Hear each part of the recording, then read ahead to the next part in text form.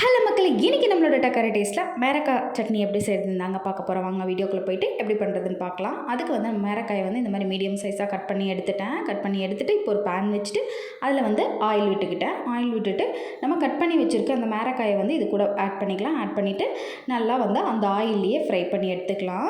நம்ம வந்து அடிக்கடி தொலாவி விட்டுட்டு இருக்கணும், ஏன்னா சீக்கிரம் வந்து கீழே அடி பிடிச்சிற மாதிரி ஆயிரும். ஏன்னா கம்மியான ஆயில் விட்டு நம்ம வதக்கறதுனால நம்ம வந்து அடி பிடிச்ச மாதிரி ஆயிடக்கூடாது.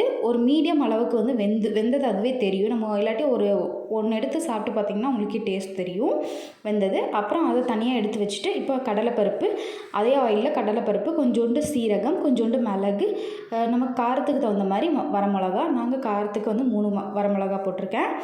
போட்டுட்டு அதையும் நல்லா வதக்கிட்டு கடைசியில் வந்து புளி ஆட் பண்ணி இதை அரைச்சி எடுத்துக்கலாம். அரைச்சி எடுத்தால் சட்னி, சாப்பாடு, சப்பாத்தி எல்லாத்துக்குமே இந்த சட்னி ரொம்பவே டேஸ்ட்டாக இருக்கும். நீங்களும் ட்ரை பண்ணிவிட்டு எப்படி இருக்கிறவங்க மறக்காமல் கமெண்ட் செக்ஷனில் சொல்லிடுங்க. மறக்காமல் நம்மளோட சேனலை சப்ஸ்கிரைப் பண்ணி வச்சுக்கோங்க.